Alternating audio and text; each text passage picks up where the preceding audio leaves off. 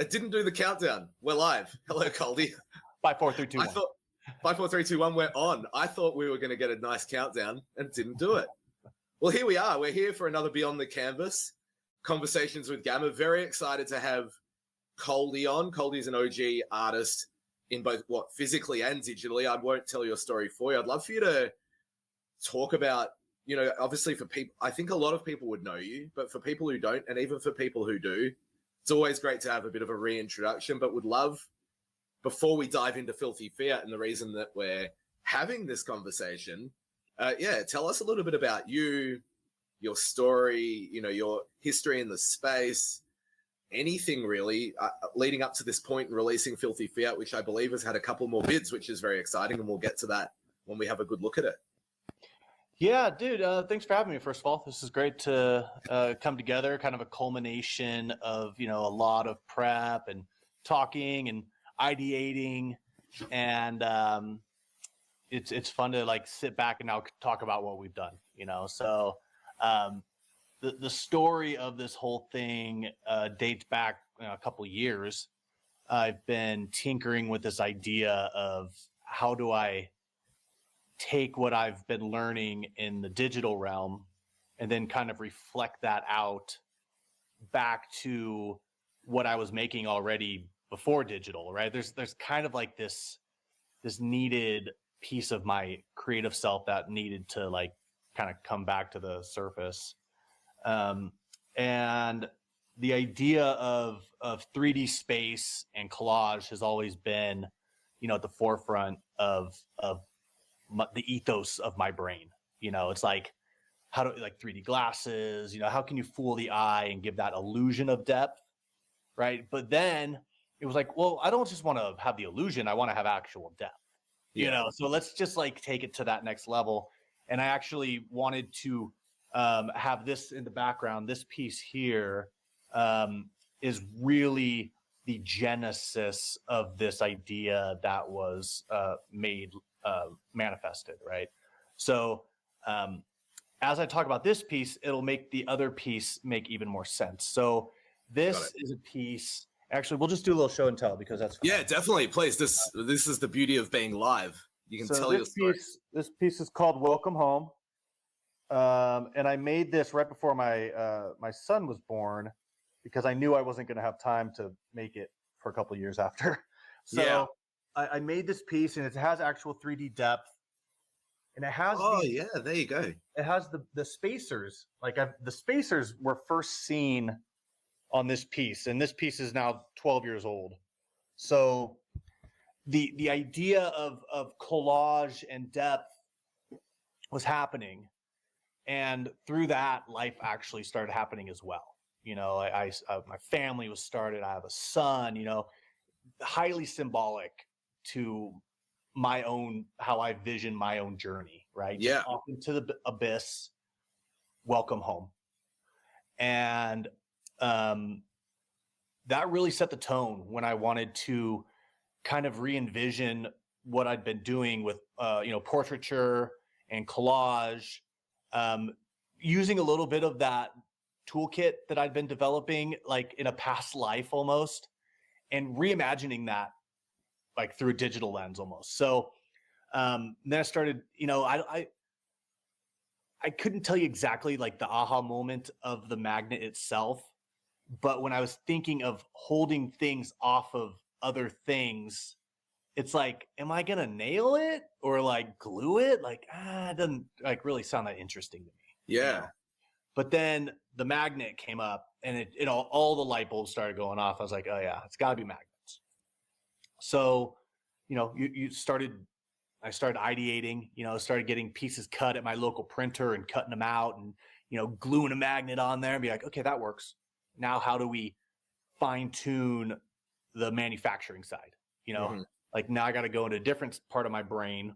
When I was working at a construction company doing art direction, I know a bunch of materials, figuring out materials. So it's this long path. And I think the beautiful part about the physical piece is that it very much references form and function. Yeah. And that is one of the things growing up that was always the epitome to me of a successful design was form and function, right?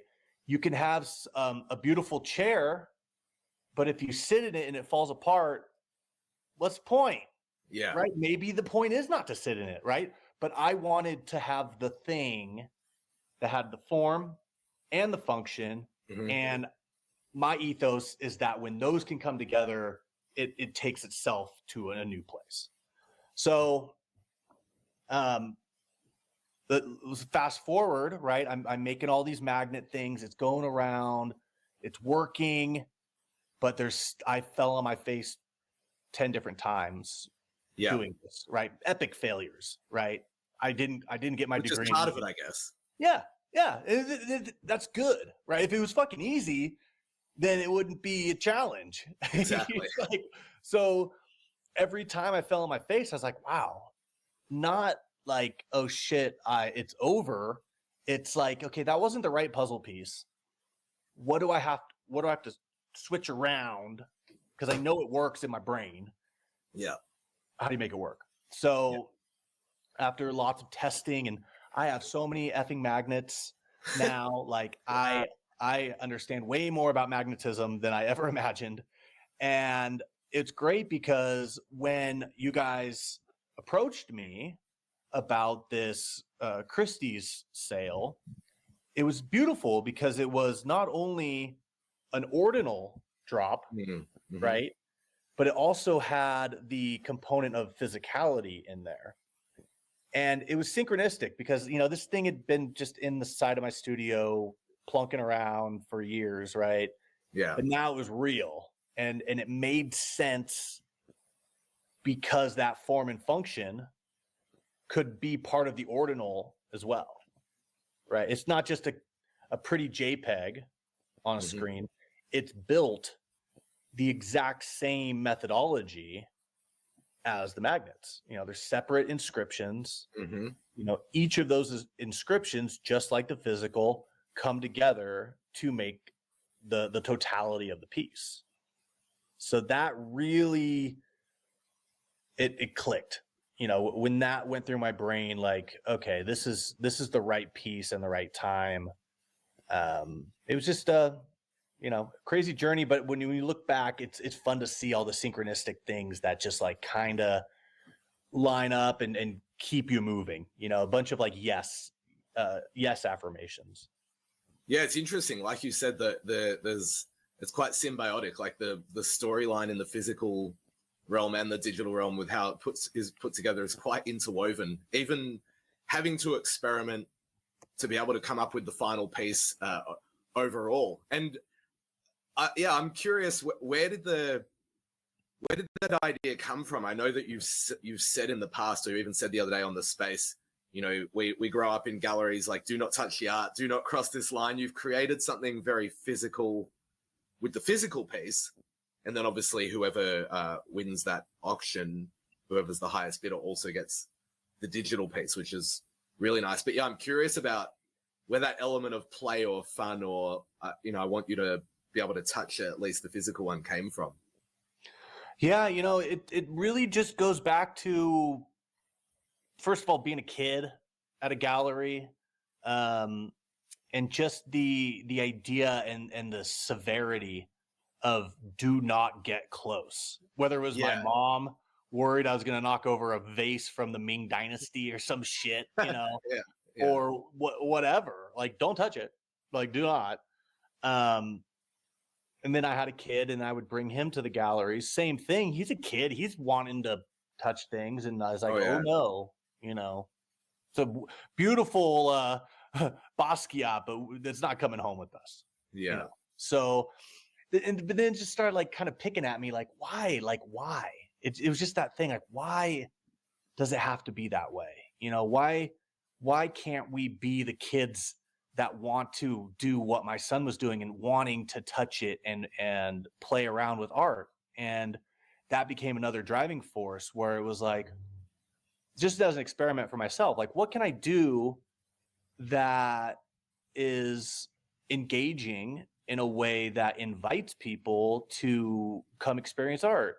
And, a lot of times when I'm having these like step back moments, I like to kind of like pre-visualize how I see it at the end.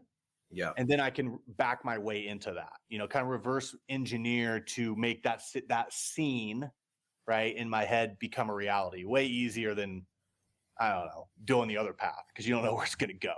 So my vision, which will happen, this is one of the steps to get there, right? We're still backing our way to that vision. Always. Is having a full gallery, okay, where you have pieces and empty canvases, and people are invited to build the gallery, right? Or you're at an art show and this piece is hanging on the wall, and you actively give people permission and a piece, and you say, where do you want to put the nose? And this is not even just kids. Imagine a full-grown adult, right, has never thought that they could,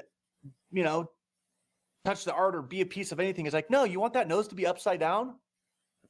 Now it's upside down. It's empowering to give people that, right? Because a lot of art is like, oh man, I painted it this certain way with these oils, and keep it under the right light at the right temperature, and don't change a thing. That's not what this one's about. Like, this one is about being used, and over time, it's part of the experiment. Like, what is perfection, right? Is something perfect if you leave it under glass and it doesn't experience anything? Like, is it even alive?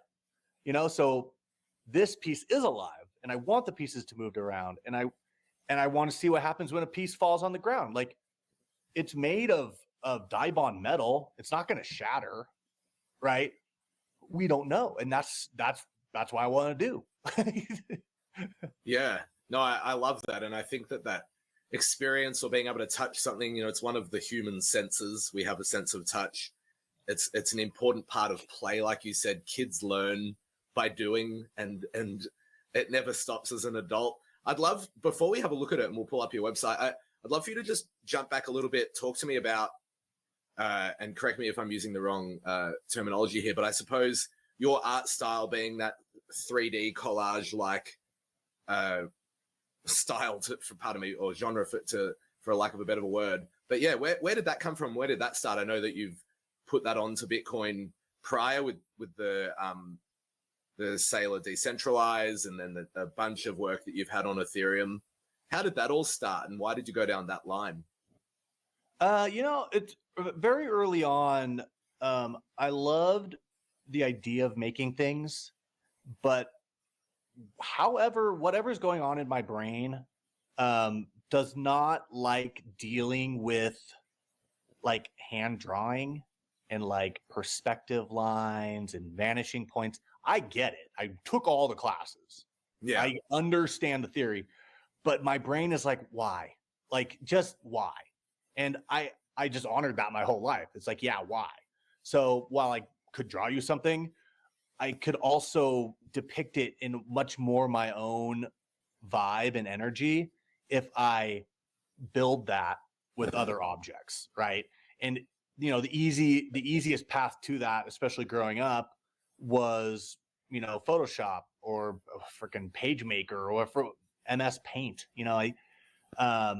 Whatever was around that I could move things around and build that way got my brain way more excited than like trying to pick a house, like whatever. Like, it doesn't interest me. So collage was always kind of like in my mind, even taking my own photography, right, and using those as assets. How can you blur the line of what you're collaging with to make it your own? So high school, I took classes. I had a wonderful graphic design teacher, and I had some awesome friends who have since gone to do like crazy like DP, like photography, videography. Just, we had a kind of a Renaissance crew in our small little town. It was fucking pretty cool. Yeah. And after that, I went to art school, kept furthering a lot of those skills, but then also taking fine art on top of it because it was a fine art degree. Mhm. You know, so I'm learning to work with charcoals. I'm learning these crazy techniques of how to transfer images onto canvases. So like I'm just building a toolkit, right? The long story is building tools from disparate people that you would never expect to get to know, but they give you these little nuggets, right? That to maybe the other 100 kids, they're like, this is fucking stupid, whatever we're doing. But to me, that was like, oh my God, like they handed me a little like Fabergé egg. I was like, holy shit, right? So picking these little things, and I got my first chance to really, you know, I guess get out to the world when I worked at LA Weekly out of college, and I was the cover designer. So I would do these covers, and you know, you work with what you know, and you know they like my collage work, so they're just like, fucking go to town, you do you, you know, we're gonna trust you. And I had so much fun like doing covers. You go down to the newspaper rack every Thursday, pick it up, and know that there's like 100,000 people every week that are doing that, you know. So you really got to like hone your chops because you don't want to fuck up, right? So that was the start of it, and then just life happens and you keep going, you know. Slowly and surely I started making my own art, and just trying to rebalance my time where it was commercial work and my own work, right? And then as you can rebalance that, then you can shift your energies, and then with that, you know, different opportunities, you know, it's just kind of playing that game, going down the artist path, and that path will go on forever. But at this point, you know, I've balanced it to be, you know, focused on art, right? Which is just its own blessing. And, you know, with that, just keep experimenting and falling on my face. Like, and maybe that's the ADD in me, but you know, at the same time, I really wouldn't have it any other way, because I simply want to keep exploring. And I think that even if you touch on things that you don't stay with forever, you learn those, you get those little eggs around life, right? You just keep stacking those eggs up. So that's kind of the background, I guess, and you know, more or less. For sure. And I like that you said, you know, you fall on your face and get back up. I guess playing it safe is playing it safe, and it might work, but it seems like that doing the opposite is more authentic to you, which I think is really interesting. You said back when you were studying the fine art degree, you picked up lots of, you know, little Fabergé eggs, little golden nuggets. Did anything stick with you in particular? Do you remember anything that really resonated with you? Is there like a teacher or that said something that kind of stuck with you through your journey? Yeah. There's a couple teachers that had profound effects on me. One of them, a couple actually, I'm still in touch with, and it's fun to joke about the things teachers say to you that to them might just be a comment, but to you it's like impactful in a weird way, right? So Anne Fong, this is so funny. I love Anne. I have to tell her that we'll have to send her this link. We will. My art drawing one, right? I went to Cal Poly Pomona. So shout out Cal Poly Pomona. Art one, right? So we're in there, just a bunch of 18, 19-year-old punks, right? No one had any business being in there. And it was funny because that was right before they like tore down the old art school and put us into this sterile lab. I took my mom into this place, and like I was stoked. There was fucking graffiti everywhere. The walls were like bending down. I was like, holy shit, like I'm fucking going to this is fucking art school, right? Yeah. My mom was like, where am I sending my kid? But I go into Anne Fong's class. Very nice. She's probably like, you know, mid 50s or something at that point, you know, seasoned. She'd been around. And I am like not good at being clean with my art. I mean, look around. It's not part of my makeup. Yeah. And we were supposed to, like, you know, in some beautiful way, stay within the lines, right? Like shade a certain way, stay within the black line and turn it in, right? Well, fuck it. You know, I did my best, but there's fuck ups. And in front of the class, she would like go around to each person or something or whatever. She picked mine. And I remember she just said, "Too dirty." And, and I was like, whoa, it was like so intense. She's like, you can't do this in my class. Like, too dirty. And I was like, whoa, okay. I'm like, shit, lady. I just like started doing this.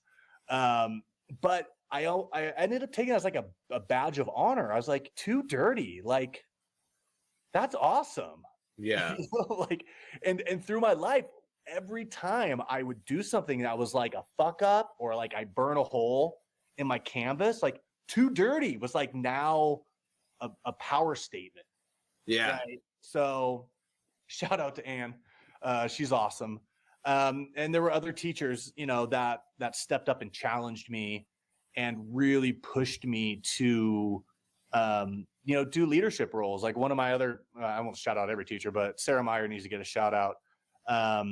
She was just kind of new at the department at the time, and she appreciated what I was making, and I took her typography classes, which were fucking hard. We had to draw like the letter Q like 200 times before the next class. My friends would go out drinking.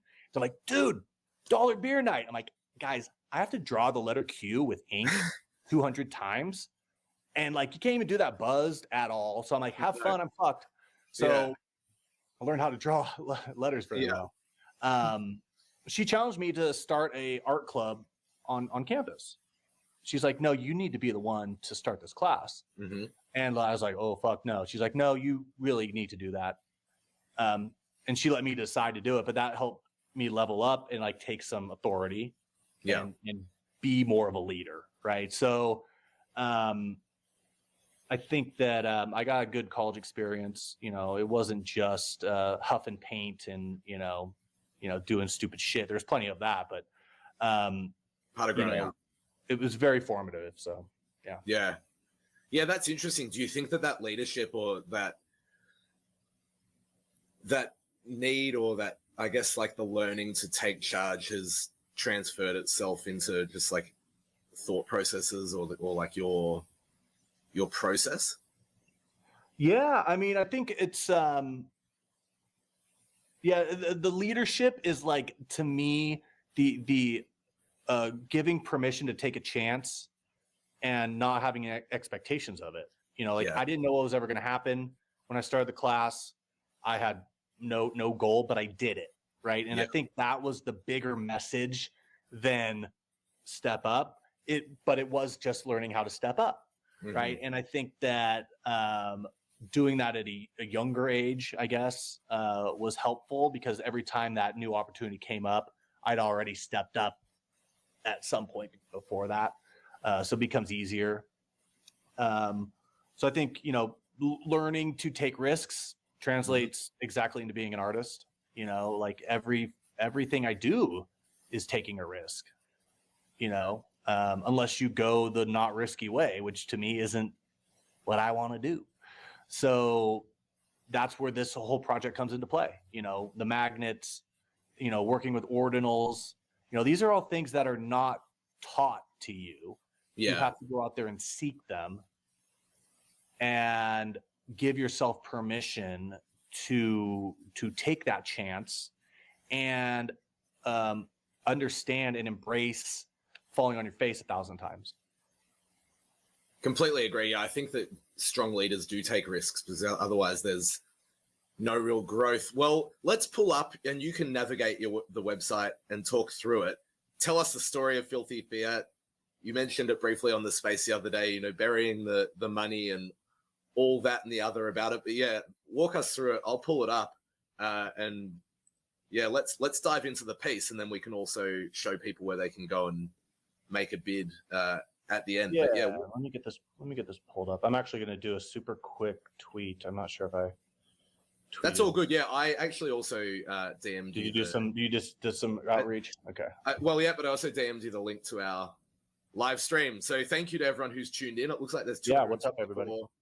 224 of you. You can always write a comment if you like, and I can pull it up on the screen if it's a question for Coldie or anything, or a comment, something pertinent. So Yeah, no, and I would love this to be an open dialogue, you know. Like it's no fun to wait till the end to have a Q&A. So I'll just say I would love to have a conversation, you know, if anybody wants to pop up, you know, ask a question. I love talking about this stuff. So totally make sure to follow Coldie and check out the relevant links, and you can have a look at the piece.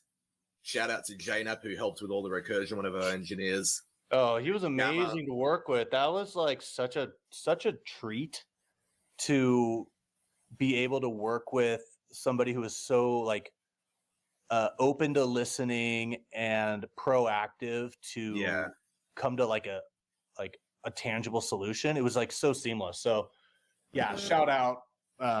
It really helped all this come together. 100%. And we've got Christopher, who said enjoying the chat, dudes.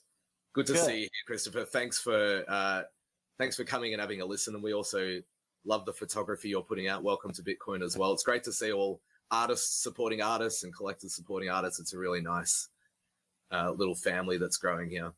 Yeah, it's a really great ecosystem you guys are building here. It reminds me a lot of 2018, 2019 vibes, which is a compliment if you weren't here.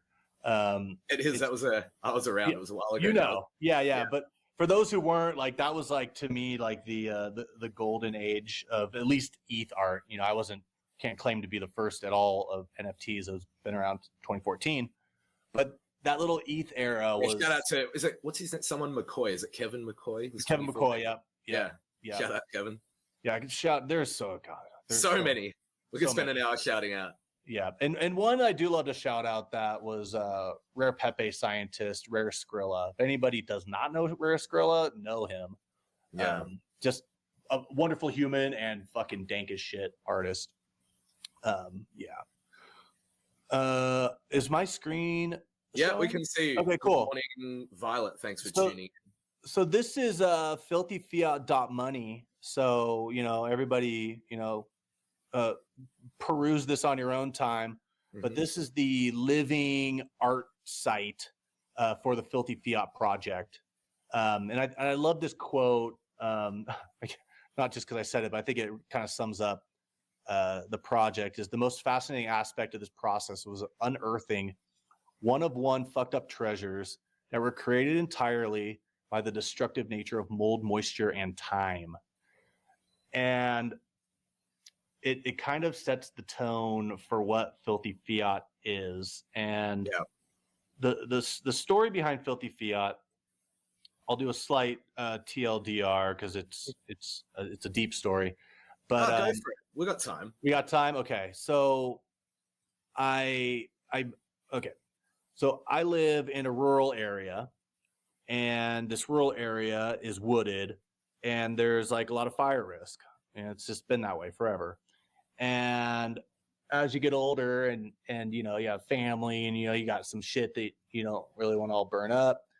I was like, wow, you know, I have a plan, you know, if something were to happen, but if shit really hit the fan and I wanted to have some access to at least some money to get a motel room for a couple nights or, you know, something. So I concocted this plan to bury a box in my parents' backyard, because if my house burned down, I wasn't about to go digging around there. So offset my risk. Yeah. Decentralize the risk, hey? Decentralize, yeah, exactly. And I asked my parents and bless them. They're like, sure, Coldie, like, you know, go do your thing. So yeah. Well, they seems like they just on that, just briefly, I don't want to interrupt the story too much, but it seems like they were very supportive of your art and you as an artist and pursuing your dreams, which sounds a little cliche, but I don't know, just from the tidbits that I've heard from yeah. Oh, I love my parents. They've always supported me to be the person I am, you know, and they never judged it. They always came to no matter how big or small the art show is, right? Or no baseball game or basketball game, like they just were there, right? And I think that always meant a lot. So when I came to them with this harebrained idea, it was kind of, they're like, yeah, like go do your thing. So I buried the box, and I got a box, like a steel, like a fire safe box, duct tape the shit out of it, put it inside of a garbage bag, duct tape the shit out of that, put that inside of a bag, bags and bags and bags. I'm like, this should be fine, right? Bury the box. Like 2 years later, I was like, well, let's do some quality check. If this shit's going to be in the ground for the long term, I'd like to know how it's doing now, at least once. Yeah. And I found the box. It took me a couple holes to find it. It was pretty funny. Like X didn't mark the spot. You had not well enough. And I was like, imagine my neighbors were like looking at me, like digging up this box in dusk, trying to be all like coy. Yeah. They're like, what the fuck is this guy doing? Yeah. Found the box. And then as I got into like 2 bags and it was like already moist, I was like, oh, this isn't good. Yeah. I got down to the nitty gritty and pulled the box out, and it was fucked up. And it was, and it's funny because I didn't like make a checklist of like how much money I put in there. I just put in enough, right? Just enough. And they were single dollar bills. Got it right. But when I pulled them out, they're literally in a thick block of mold. So I had no way of knowing how much money was in this thing. It was just thick. It was like the thickness of it. Yeah. So I was like, oh yeah, this is not good. So I took the bag with the fucked up money into my local bank in my small town, and I just nonchalantly walked in like any other day, and I was like, hey, I need to switch out this money to get some fresh bills. I didn't think it was a big deal. Yeah. And the branch manager like came sprinting towards me, and it was like you could tell he took a biohazard training class, like man. manager badge or something. Yeah. And he's like, "Whoa, you got to get out of here. That's an active mold biohazard, and you can't be in here." And that was the first time I'd ever heard any of those terms applied to like the money I was holding. I was like, "Oh, okay." Yeah. I mean, I guess that makes sense. I was just hoping to get some new money. And they're like, okay, give me your name and your number or your address, and the treasury will send you a bag. You put your, Filthy Fiat in the bag. Did they call it Filthy Fiat? No, they did not. No. Oh, I wish they did. I wish they did. No, Yeah. no. When I re-dramatize this for It's a video, I will do that. Yeah, for sure. They're like, put your money in there. Then they'll like, I don't know how to weigh it out. I don't know how they would do it, but Yeah. they'll cut you a check. And I was like, okay. Because at that point, I still want to get the money. Of course. So I was like, okay, fine. Well, a month went by, 2 months went by, 4, 5, 6 months. The bag never showed up. So I was like, I'm not going to go back and ask for the bag. Like, you guys fucked up. Like, I tried. Yeah. I tried. So I'm sitting here and I just like stop and I get out of, again, like taking a step back. It's like, what do I have here? And I was like, oh, I do collage art. Mm-hmm. I am holding a brick of collage elements, right? Like you couldn't buy this. You would have to do this crazy thing. So I was like, you know what? I can at least, try to make my money back by burying this or cutting it up and fucking making some art out of it. That's the ultimate artist response. Is like, I could do something with this. So I very resourceful. Yeah. And you know what? It was more fun than being out. I think it was $200. I still don't know because I'm prying pieces apart and can't really ever tell. But yeah, it's like, you know what, let's make some art out of it. Mm-hmm. And I started, get my mold mask on and my fucking, biohazard gear and, getting in and prying out these chunks of bills. And oh my God, it was addicting, and I still have more to do. It's not an easy process. Like it's a task. And I would, slide in, like I used an X-Acto knife, like just a thin, like the backside of an X-Acto, you slide it in and like figure out how to pull bills apart. That wasn't an art class. That was not part of Art 101. No. But every bill I would separate was beautiful. It was one of one nature generated art, right? Like the dirt water, moisture, mold, everything that was on each of those bills was unique. And there was different metadata, like what year was it minted?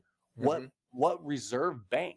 Like in the States, on every $1 bill, it says what regional bank it's associated with. I never paid attention to that. You know, I always saw that on the money, but it didn't really, I didn't care, you know. But now I had a new conquest, right? Because I'm building a generative art series with this asset pack. Like I didn't plan what was in the pack. So now I'm like creating rules of the game while I'm dissecting these bills. It's fantastic. You know, it's like the story's telling itself to me. So, you know, I'm cracking bills and you start seeing, like I have a lot of bills that are from the region where I live closest to is San Francisco. There's a lot of San Francisco bills. I have no idea if that's the way it always works because money gets shuffled around. Yeah. But I have like more of those. But then I started realizing that there were other regions I didn't have any of. And it becomes this game of like, is that bill part of the series? You know, and it's like, wow, this project is getting deeper in front of my eyes. Like I'm creating rarity traits. I'm not even creating rarity traits. They're creating themselves. Yeah. It's all the metadata was baked into that box. Yeah. Right. Like you said before, it was like reverse engineering itself in front of your eyes. Yeah. It's like I'm learning about the collection in real time with it. Right. Yeah. So I've gone through this painstaking task of separating bills, and it's not always a single bill. You know, well, let me grab the bill box. Yeah, do it. Yeah, let me get the bill box. Hold on one sec. All good.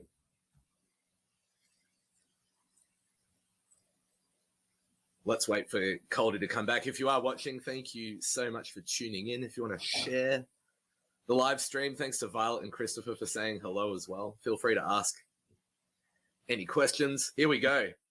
Okay, this is fun. Okay, so you know, I'm cracking bills, you know, and the thing about when I'm separating bills, again, I'm making up the rules. There's not like a fucking plan.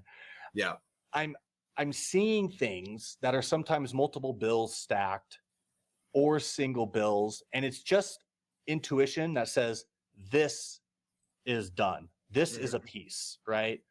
And I'll show you a couple examples. Yeah, I'd love to see it. It might be hard. I'm not sure how. Oh, we got it. Yeah. No, that you can see that. Maybe if do you know what? Actually, I'll make you bring it on your website. Yeah. So you're having to really you'd be having to really like investigate it because yeah, it's like well, I guess paper money's ephemeral. Like it's breaking down, it's degrading. Yeah. In front of your eyes. Yeah. So all of these signatures, right? All these little rips and tears, and you know the dirtiness of the bill, the natural decay, the actual like black mold. You know, that's all. Every single one of these is unique. You know, and this is one kind of standout one that I loved. Look at that. EL, right? Like almost like from Mexico or something, like El Dollar or something, like something like I could have never designed it to look like that, right? Like the mold on the like its face looks distorted, like that doesn't even look like a normal face. And then the back of it is just completely messed up, you know. So a lot of it is just intuition, where it's like, okay, that's one of them. There could be 4 bills stacked on top of that to give it that look. And so it's not about I have 200 bills, I need 200 pieces, right? So that didn't make sense to me. So you just start getting these results like this one. I call the no face George. Yeah. I have no idea how this was even possible, but the way the bills folded and smashed together eradicated the face, right? So you know, it's really fascinating to me to go through this project and trying to find like really must like this. So this is another one, and these are ones that I've scanned for the actual series. So there's a story to be told, and this one is for the K, which is what is that? That's Dallas. So this is if you live in Dallas, these are the series bills that float around you, right? Yeah. Well, this, if you look at the bottom of this, there's an inverted bill with the United States, and then it's got the $1, and it's just so destructed and so messed up, and that's what makes me happy, right? Like that is exactly oh shit, go away. That's exactly what I want. It was funny. It was almost that nature was doing to the dollar bills a similar process to what you do in your art style. That's also kind of a crazy thing that occurred here. Yep. Oh, dude, like if I tried, no, I'm not a skilled enough like collage designer to come up with the shit that was made for me. Right? Like I look at the way these like everything's like overlaid and fucked up, and like that to me is true beauty. You know, I just want to enlarge little segments of those. Right? There's art pieces inside of art pieces inside of art pieces, and I think that's to me even more beautiful than the bill itself is like the little details of the bill. Right? So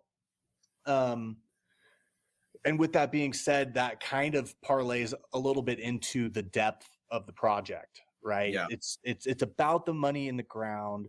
Yes, it's about the fragility of money. It's about the impermanence of value, right? There's a lot of things that were explained to me through this process, you know, and I didn't really start to think, could my money fall apart? Well, it can. It can. And I guess you were telling me in Australia they're plastic. We have plastic bills, but it's funny. It's funny that like that works on more layers. Pardon the pun. Yeah. That can my money fall apart? Because we know the more they print fiat, that fiat as a system, and you've seen it happen in other countries already, and it's happening even in like to stronger currencies, that our dollar, can fall apart and housing goes up. Bitcoin becomes worth more because of that, which is good for Bitcoin. Yes. Because money is falling apart, and then it can physically fall apart as well, which again, I think adds more depth, which is something I know that you thought of when you created this project too. Yeah, it's all of those things. And it's crazy because like, when you start like thinking that it's only one level of meaning, right? It's already 5 more levels than you're thinking about, you know? And I think that one of my big goals with my whole thesis of making art, especially in the crypto space, is that I want to start a conversation and I want to educate through art. Because I think that art is a way that you can have uncomfortable talks and allow people to maybe be a little bit more open-minded than if I just went to somebody and said your dollar is debasing and it's all going to fall apart. They're going to be like, I don't give a fuck what you're saying, weirdo, right? Yeah. But if you phrase it in a creative way, you could say my thesis of this art piece is a a look at how the monetary system is not working for me. Look at my story.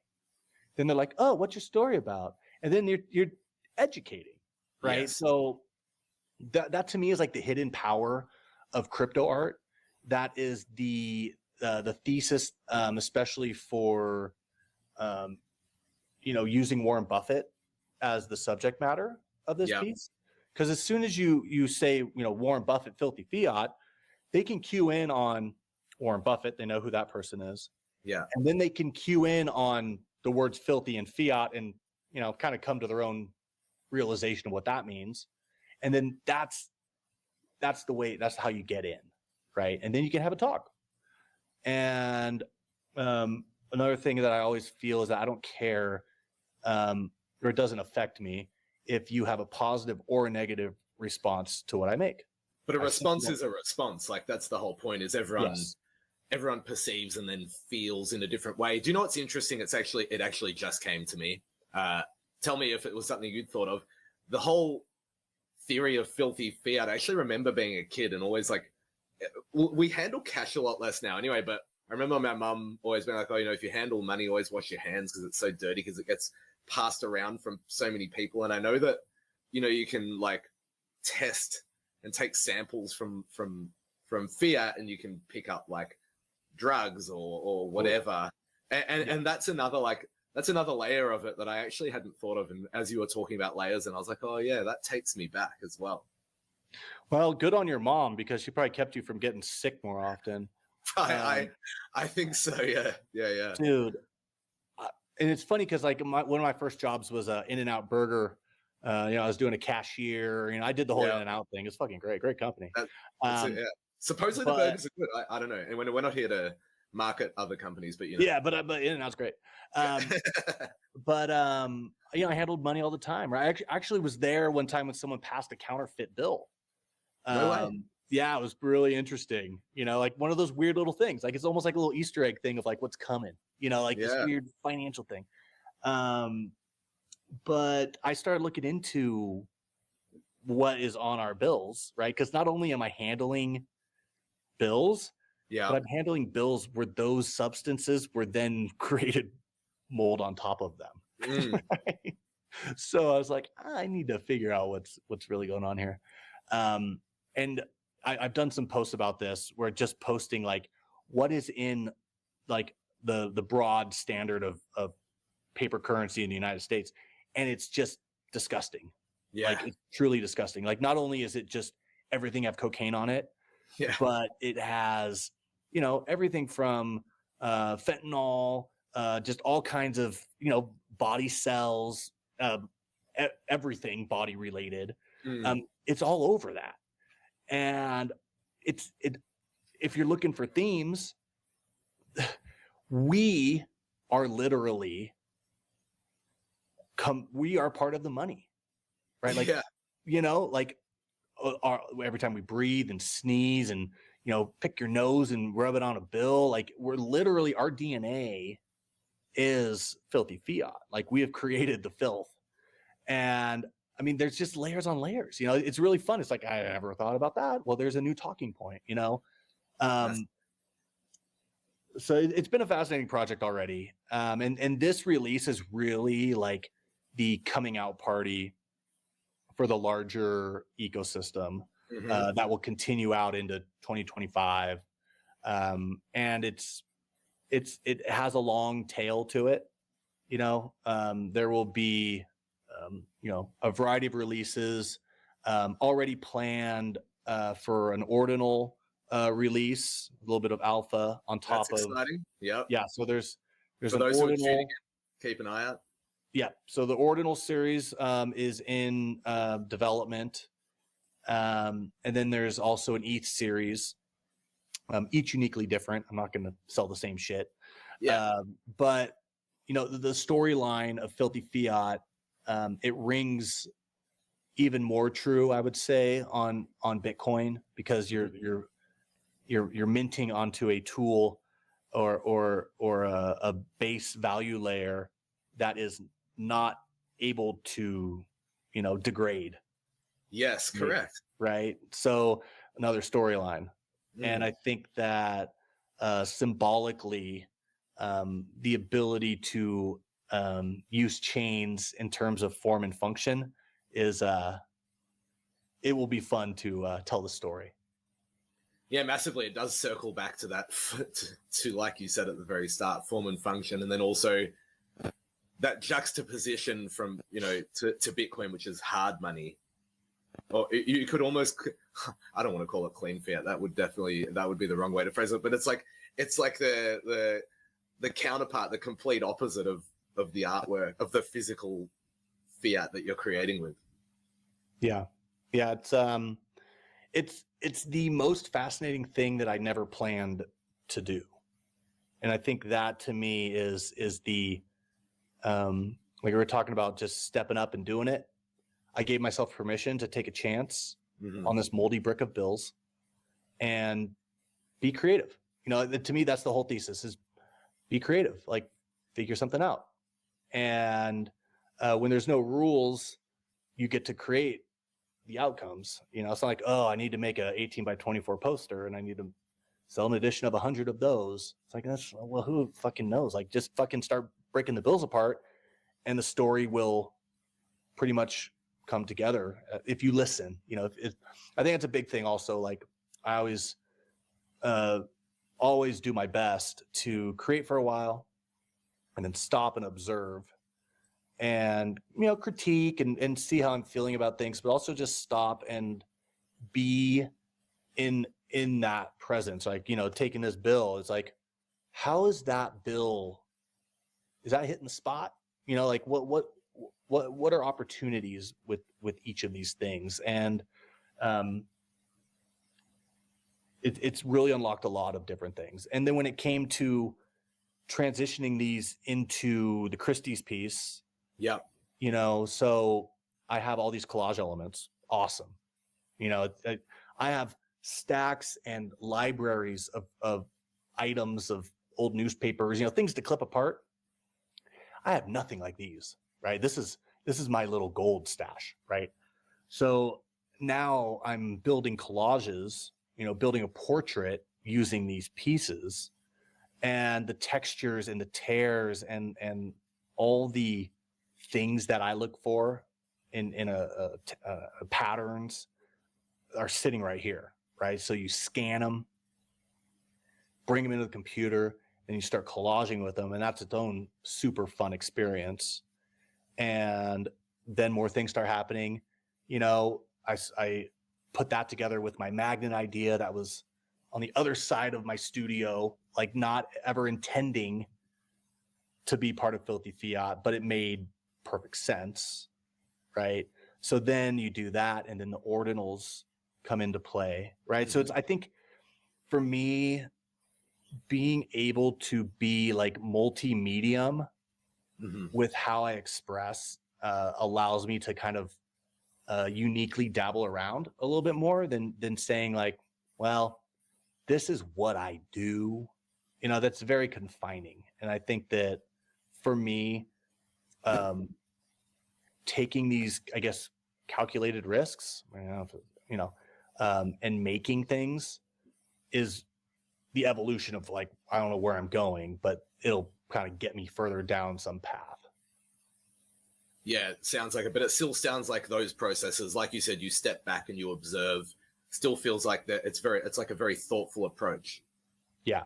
There's got to be, if you don't, well, I can't speak for anybody else, but if I don't stop, I just get tractor beamed, and then you start missing stuff, right? Like, because it's like I go through a lot of life just being super observant in general, and it's just like weird things like you'll some random word, you know, you'll say like, oh, that's a disparate idea, and then on the radio the lyric is like disparate something, and you're like, how the fucking, what's the chances of these things? And to me, those are little like ephemeric messages, right, that mean something, right? It's all part, it's like a beautiful mind, right? But you can't get too crazy with it. But if you notice little things, then maybe there's a deeper meaning or there's something going on. I take that same approach to art. Yeah. Where I try to be as observant as I can, because I think there's Easter eggs hidden inside of these larger processes that might be trying to get your attention. And if you don't pay attention, then they don't happen. But if you do, it could unlock a whole nother door that you need to go down. So it's very much a kind of like a co-creation mindset where I have a goal, but there's been plenty of times where the goal has been sidetracked by a rabbit hole that then became the project. Right. So you can't have too like steadfast of a plan, at least in my book. You end up losing those magic opportunities. But I think it lends itself really nicely just to life about being observant and noticing the small details. And we could take the conversation, anywhere with that. And I think that it's just very apt advice, isn't it, really? And I think if you've taken that through your art career, and then you're, as a parent and just as a human being and noticing things in this space, that I think like it's a very healthy outlook. So tell us, the physical piece is where it's being displayed in New York, is that right? And then we obviously have the digital, like the auction is live right now on Christie's. Yeah, tell us a little bit more about the nitty gritty details. Yeah, so this piece is currently, it's at Christie's, New York, and the auction has entered its final day, which is super exciting. It's funny, on the countdown, it's like 7 days to go, 5 days to go. You're just like kind of periodically checking. Yeah. And now it's entered the hour way. Now it's down to hours. So that is exciting. It's super exciting, and it's just it's on display. So if people go in there, they can show you the piece. And it's funny, I had a collector go in there, and they offered if he wanted to move the pieces around. And he was too scared. He was too scared. Right. I was like, okay, like I love all feedback. It's like he's like, I was kind of afraid I didn't want to break anything. I'm like, it's not really possible, but it's just really interesting when you give somebody that permission. Will they do it? Right. Oh, exactly. That's that's an experiment in itself. Yeah. Oh yeah. I mean, there's so many experiments to be had with this.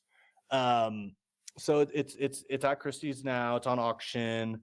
It looks like it'll close tomorrow around 11 Pacific time. And it's had a few very strong bids, so get in there for sure. Have a look.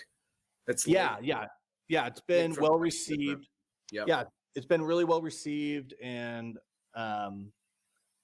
it's fun because it's two different audiences, but it's also like, I think the same person who collects one will enjoy the other, even if they're not like directly exposed to it. Yeah.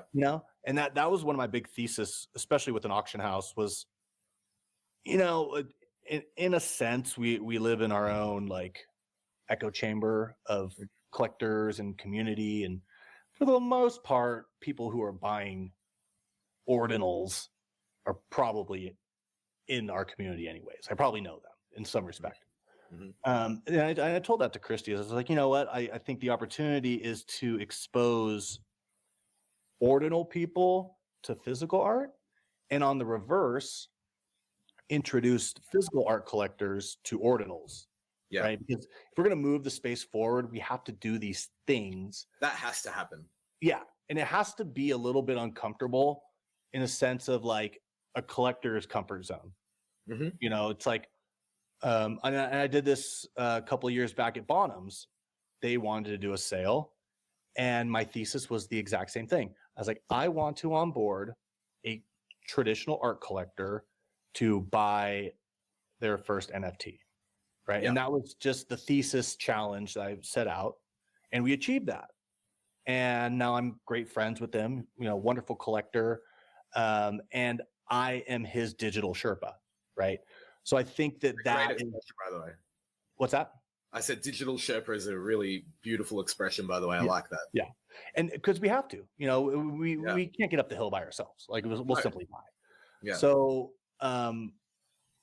using that thesis for this is equally rewarding, because it just gets it into the ethos. It gets the talk out there, right? So when Christie's calls their trad art collectors and they describe the piece and they do their thing, it doesn't, like in the totality of life, matter if they bid on this piece, because they are hearing words that are planting seeds in their brain for later, right? Yeah. They're going to say, oh, a digital asset?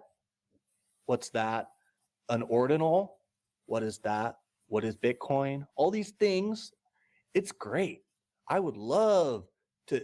It's like knocking on doors, cold calling, right? You got to do that so many times before one person's like, huh, we'll give that a shot, right? Yeah. So it's very slow, and then all at once, because you've planted the seeds 100,000 times, right? And at some point, each of those seeds is going to sprout, right? And that's how we get somewhere, right? So I think going into it with those expectations, as a larger onboarding plan, makes this even more fulfilling. You know, like I'll reach out to even my art professors I was talking to before. I sent Sarah the link, and she didn't know really what this stuff is, but she was into it. She was like, oh, this is crazy. Like all this stuff, it's all just seed planting and future harvests, you know? Yeah, it's really well said. I think that's a metaphor that stands very true. It's something that I'm very passionate about as well. I think the more seeds you plant, the more chance you've of growing a tree, and you have to just keep throwing out the seeds. And you know, even if it's 1 in 100 seeds grows, that's a huge win. Yeah, absolutely. Is that stalling? Are you able to see it? I think it's funny. Oh yeah, it's just frozen just a little bit. Should we? Maybe do you want me to remove it and you can refresh and then we'll pull it back? I'm wondering if I need to have it live. Like, does it start when I do this? Oh yeah, there we go. Got it. Yeah. Okay, Now it is. So I have to have the screen active. Yes. We know what each other looks like. I don't need to. Yeah, we do. There you go. We're learning as we go. So yeah, I think that's kind of you know, the deeper thesis of this series itself is education through art, and just actually kind of honoring this crazy weird story that I went through and seeing where it goes.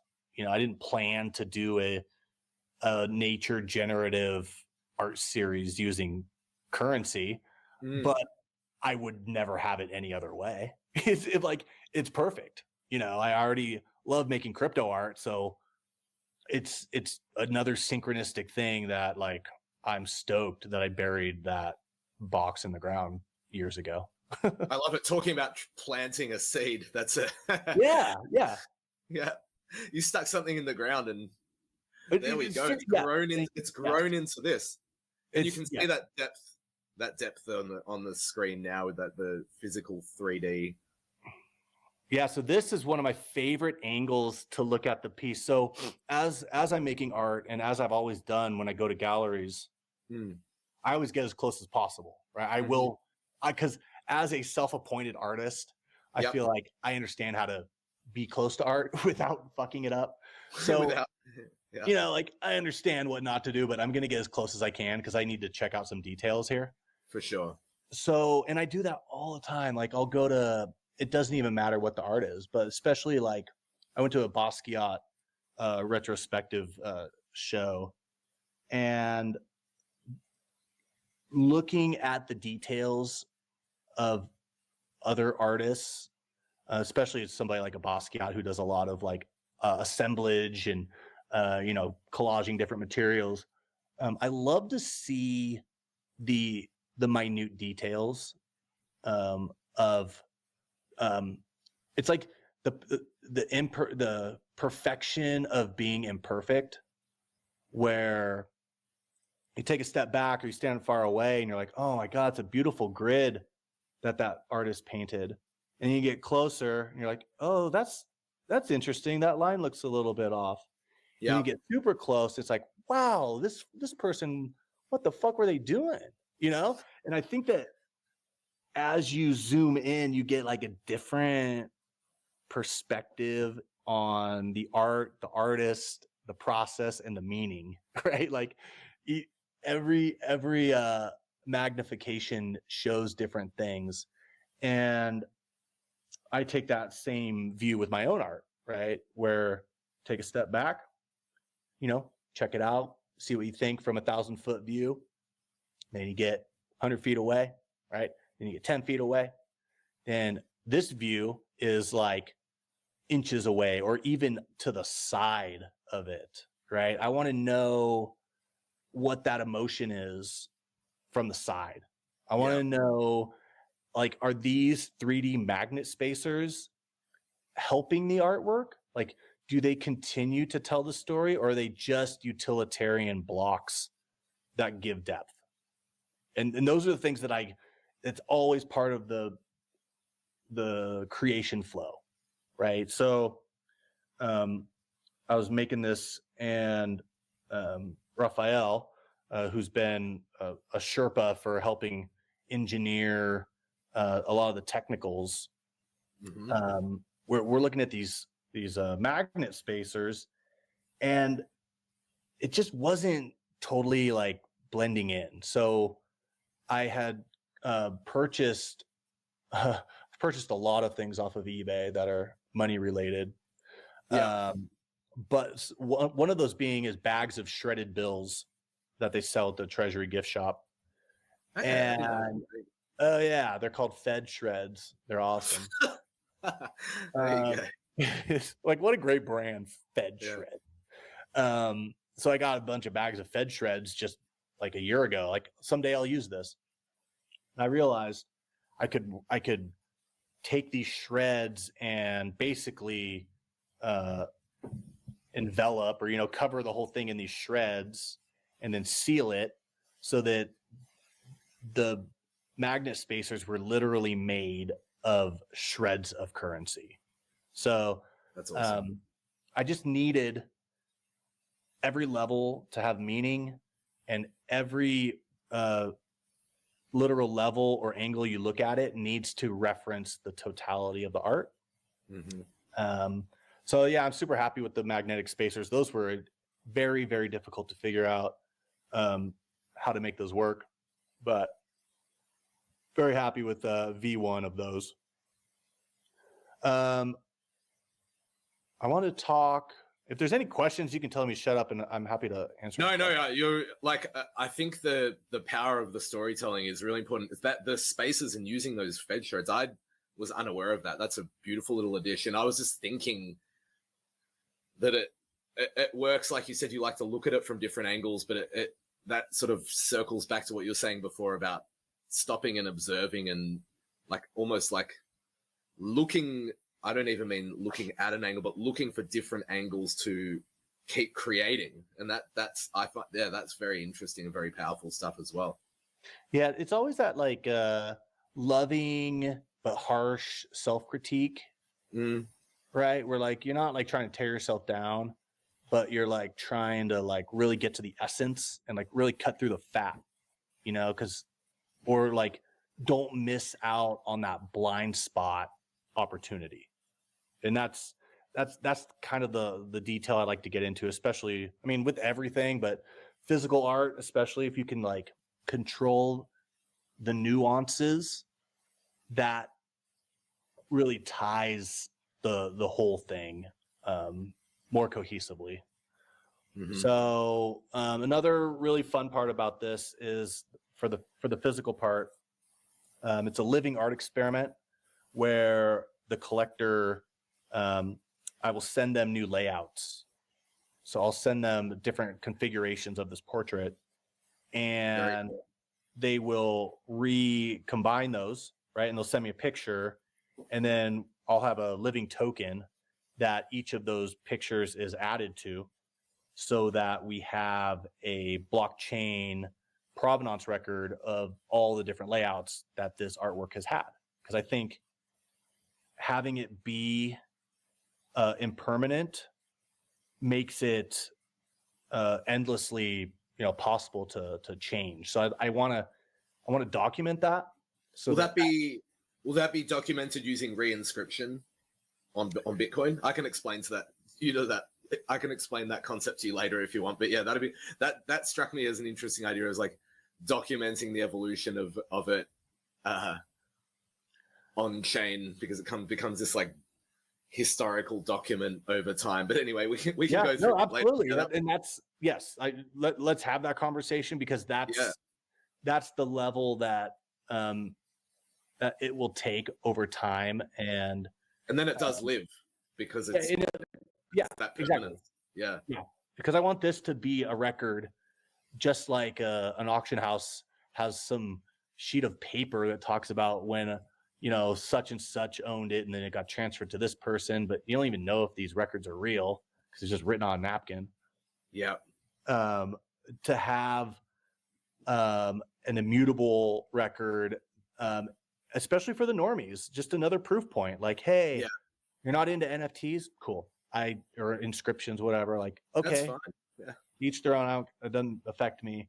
But did you know that the history of this artwork is on the blockchain and it can't be faked?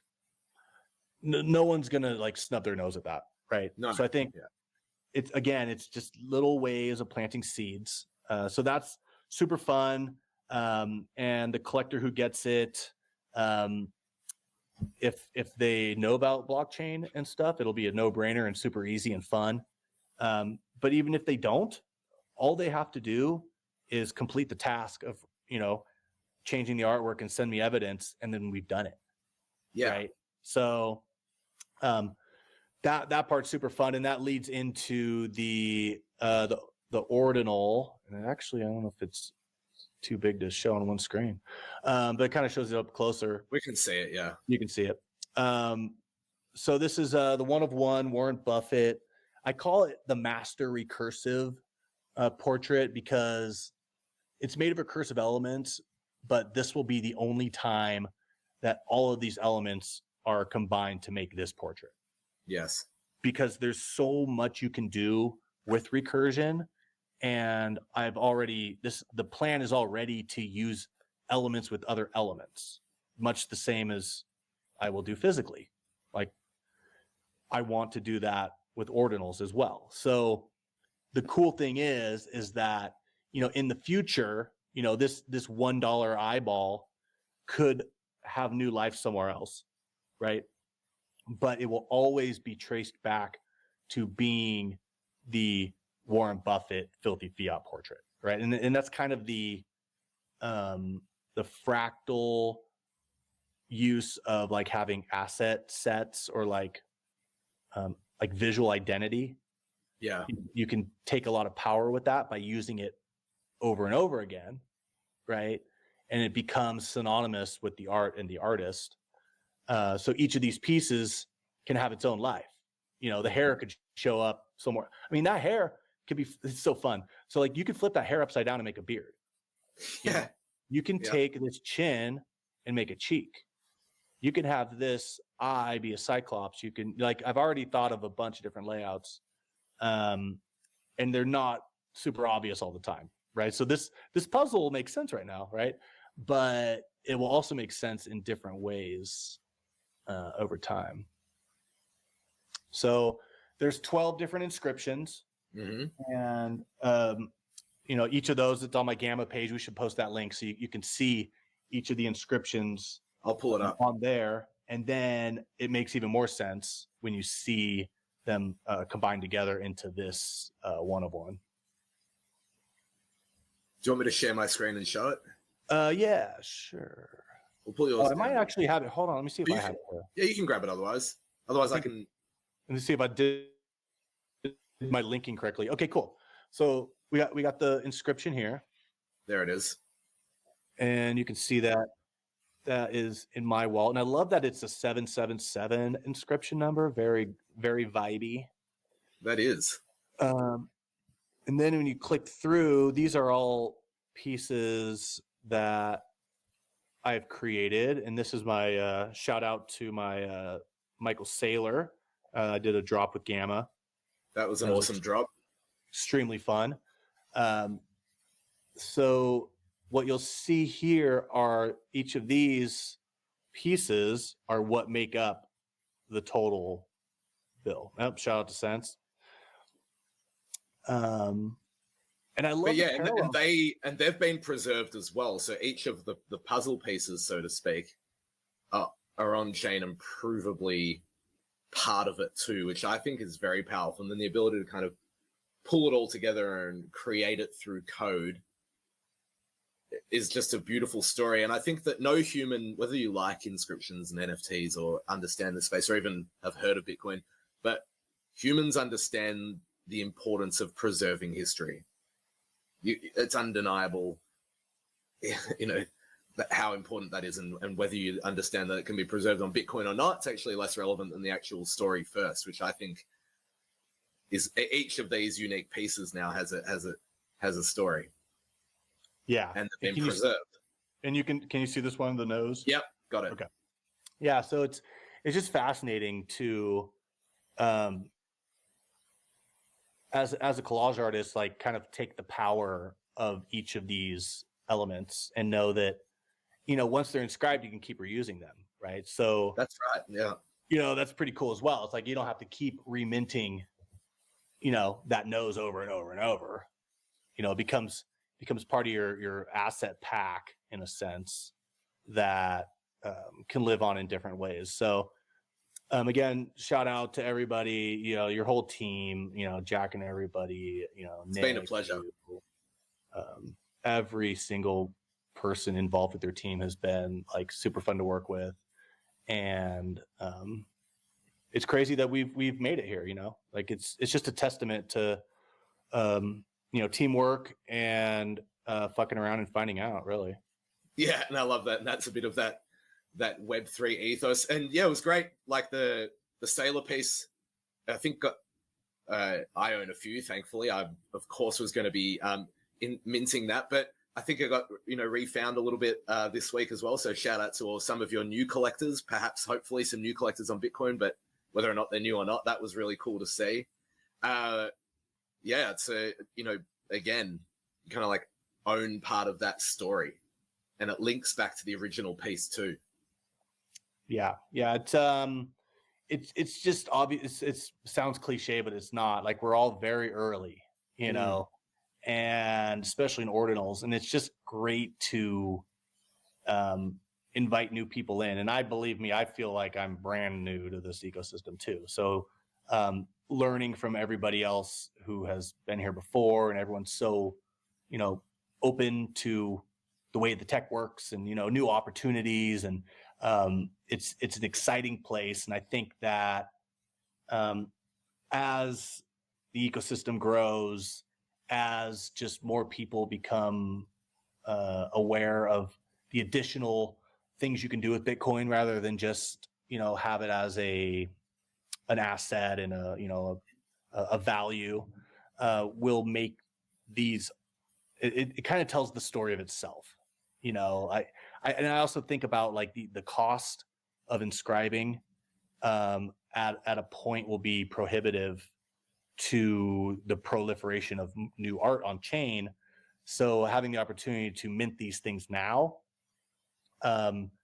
it's form and function, right? It's like, hey, I took this thing on this chain for this reason at this time, and as the value of the dollar bill keeps losing value, recreate these digital things that are not going to fall apart, right? Yeah, and exactly. And I think we could obviously talk on this for hours, but I think it's really fascinating, again, like harking back to the preservation of art. And we know that throughout history, art in itself has been a store of value and a way to reflect society and culture.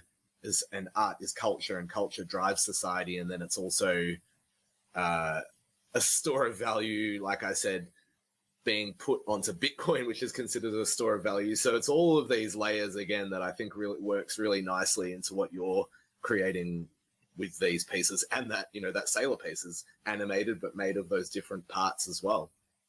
Yeah, absolutely. It's all building on each other. And the next projects will build on that. It's all, if you take a step back with my body of work, each piece speaks to the next one. Yeah. And I think that is, it's fun for me to look back too and just see, new techniques or, new ways I'm working with color or whatever. It's fun to see the chronology of all these pieces stacked up. So these two, the Sailor next to the Warren Buffett, it makes perfect sense to me why they're there. It's funny. It's funny you use the word chronology, because that's something else that I think doesn't get spoken about enough, is that all of this is time-stamped. So whether it's on ETH and obviously now on Bitcoin, it's all time-stamped. You can see exactly when it was created. Whereas historically with physical art, and going right back, it might give you like a year or it's an estimated year. Whereas this is documented. This is timestamped. You can't say that it wasn't done at that exact time, which I think is a really interesting part of the preservation of art as part of history when we look back at it. Yeah, no, very well said. Yeah, I think it's all part of the deeper story, and our job is to just get it out there and start the talk, and then and it's actually crazy with the sense on my Gamma profile. It's like there's like a collective consciousness that is happening where totally different people in different parts of the world with totally different life experiences have projects that come out that speak to similar veins, and I love that. Like when I was working on Filthy Fiat, like I'd been digging apart bills and doing the process, and Sense came out, and I was like, wow, like that is like literally insane that this thematic like structure was coming through with pennies, right? Like wild.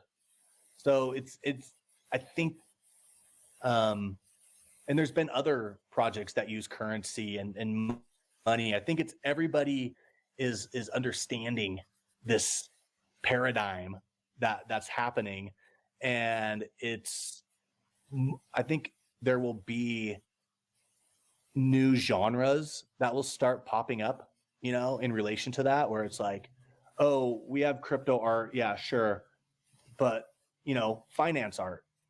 And there's been other great collage artists in the space that have been doing like finance art. So I think it'll bring more exposure to like the totality of everybody who does finance art or like currency art. All of those genres are still being like created. So if I can be a part of that larger arc, let's fucking go. Completely agree. We've had 376 people tune in thus far, which is awesome. Thank you to each and every one of them. We've only had a couple of people say hello in the comments. So if you do want to ask Coldie a question or just contribute a thought or just say, look, okay, well, what's up, Christopher? Violet, what's up? I love both of your arts. Yeah, they tuned in at the start. They're legends. Oh, shit. Yeah, that's awesome. Sorry, I missed out on all that. No. It's all good. I wasn't trying to say, hey, you missed them. I was just saying they've been with us. They've been with us from the start. So appreciate those legends. And yeah, like I know Violet creates very ephemeral stuff that she photographs that doesn't last as well. So she's, on a completely different vein. There's a similarity with the concepts, and Christopher being a photographer is capturing moments and preserving those moments through photography. So there's nice synergies across there. So thanks for tuning into those two. But what I was going to say was, if anyone does want to say hello, ask a question, contribute to the conversation, just make a statement, anything, please do. Because, as we start to sort of get to the end of this, it's been amazing to have a really deep dive in this chat, on our Beyond the Canvas with Coldie, because this Filthy Fiat project, as we've learned as this conversation has gone on, I'm just going to remove that so we can see that close. There we go. Look at that. So that is a moldy piece of banknote. That's the end of the block of bills. Yeah. So when I picked it up at first, that was like what I saw. I was like, oh, we got a problem here. That does look like it could make you sick. Well, yeah. But it's that is some filthy fiat. It's truly filthy. Yeah, no, it's definitely wear a respirator and be well ventilated. One thing I love to show is, so when you look at these bills, it's hard to tell like how dirty they are, right? So I'll just show this. We've been seeing this color tone, right? But then you bring up, holy moly, a regular dollar bill, right? And you can see like how different it really is. The right? color change is just incredible, isn't it? And Yeah, and I love this dark browns and greens. Like I love that. This looks kind of fake now. This even looks that looks fake. like Monopoly money. Yeah, Makes right. Isn't that weird? adds to the narrative of Yeah, yeah, yeah. This, it's like what is real? I'd rather have that stuff. Yeah. And I know we can wrap up at any point. You can tell me. Oh yeah, no, look, no rush, no pressure. But I will talk forever, so you're gonna have to do that. And so, no, we're still going. We're still going. We were talking about the gamification and the rarity traits. Okay, and I didn't. We got on some rabbit hole. I forgot to bring this up. I'm pulling apart each of the different regions, right? And there's A through L or J K L. L. So there's 12 regional banks. And I was telling them I had a lot from San Francisco, but then it got more spotty as you like move around the different regions. As it is today, I have 11 of the 12 regions found. Wow. I have one region I have not found a bill yet for. And it's crazy. And some of them I have like 2 or 1, right? Some of them are very minimal, and it's bringing up this rarity thing where it's like, am I ever going to get an H bill? And this is my only H bill I have. It's a fresh one. Yeah. Right. So St. Louis has shown its hand of being the most elusive bill in the series. And that bag I held up are the rest that I still have to crack apart and open. And now it's like a freaking treasure hunt where they're all cool. I love every bill, but I'm like, it's like Christmas morning where it's like, God, I hope I get an H bill. I hope I get an H bill. Right. And if I don't, it's even more beautiful. It's like the lost region. Right. So like the depth of this series is deeper than 200 bills buried in the ground. It's this crazy game that is like, I'm not even making up. I'm just like the Sherpa. I'm just like unfolding it. I have no idea. I'm the messenger. Yeah, it feels like it. It's almost like an exploration on a journey that you're not even entirely sure the direction that it's heading. And it's just like unfolding itself with these different.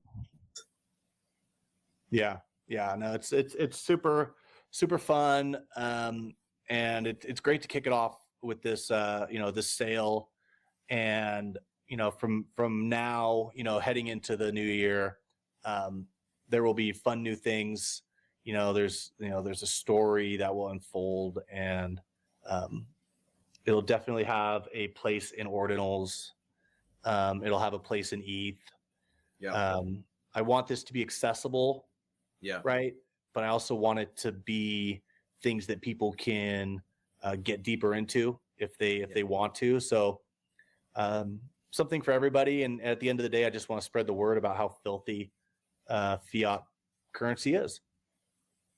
Well, thanks so much, Coldie. I've had an absolute pleasure going on this deeper dive with you. I feel like it's been this cohesive chat, but we've talked about so many different elements to it, which I know is a bit of a double entendre in terms of on top of what we've been talking about, using that phrasing again. But it's been a real pleasure. Also, just I love hanging out. We're going to publish this to our YouTube so people will be able to rewatch it. Thank you so much to, looks like over 380 people have tuned in, which, is an absolute blessing. But that's awesome. Yeah, is there anything you want to leave us with, or do you want to tell us? I know that obviously once this is published on our YouTube, the auction will likely be over, but, where can they learn more about you? Where can they find your work? How can they connect with you? Anything you'd like to sort of share about where they find Coldie? In general, I'm always on Twitter. Yeah. But and that being said, following me on Twitter, at Coldie, Coldie. Mm-hmm. My DMs are open. I love saying hi to people, and if you have any questions or whatever about, Filthy Fiat or anything, hit me up. In terms of this project itself, you can go to filthyfiat.money. Has the ongoing story. There's backstory. There's a video of me breaking the bills apart and talking about finding these treasures. And in general, Coldie3D.com has kind of an overview of my especially my digital art journey. And aside from that, I'm just honored to be a part of this with Gamma. You guys have all been wonderful. The whole team is just stand-up people, and it's been a pleasure to do this crazy stuff together. It's just freaking fun. No, we really appreciate it. I've said it before and I'll say it again. Artists are the backbone of this space. That's why we exist, and it's an absolute pleasure and our passion to work with you guys. So yeah, thank you, and thanks so much for hanging out. This has been awesome. Oh, yeah, appreciate it. Thanks everybody for tuning in, and just spread the word about how filthy Fiat is. Really, I mean, that's what I'm trying to do. So if you could pass it along, it'll make the world a little bit cleaner place, I guess. Love it. On that note, peace out to all the audience. Cool. See ya. All right, we are